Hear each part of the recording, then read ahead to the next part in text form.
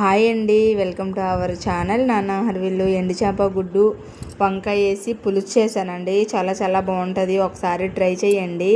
ముందుగా ప్యాన్ పెట్టుకొని నేను ముందు గుడ్లు ఉడకబెట్టుకొని పక్కన పెట్టుకున్నానండి. అవి వేసుకొని కొంచెం ఫ్రై చేసుకోవాలన్నమాట. తర్వాత ఎండు చేపల్లో వేడి వాటర్ వేసుకొని కడుక్కోవాలన్నమాట అండి. బాగా క్లీన్ చేసుకోవాలి అవైతేను.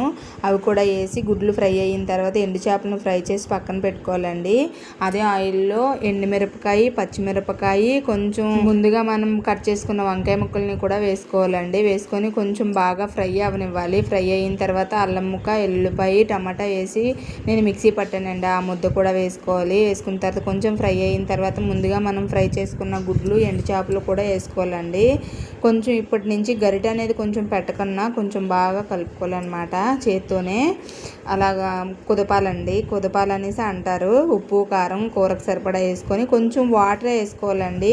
వాటర్ వేసి ముందు వంకాయ ముక్కల్ని బాగా మగ్గిన తర్వాత చింతపండు పులుపు వేసుకోవాలన్నమాట. అప్పుడు బాగుంటుంది, చాలా చాలా బాగుంటుందండి. ఒకసారి ట్రై చేయండి. తినేటప్పుడు చాలా చాలా టేస్ట్గా ఉంటుందండి. తిన్నాక కొంచెం దాని స్మెల్ కొంతమందికి అయితే నచ్చదు, కానీ మా ఇంట్లో మా పిల్లలకి, మా వారికి చాలా చాలా ఇష్టం అండి. ఈరోజు మా సండే స్పెషల్ అనమాట. ప్లీజ్ అండి, సబ్స్క్రైబ్ చేయండి అబ్బా.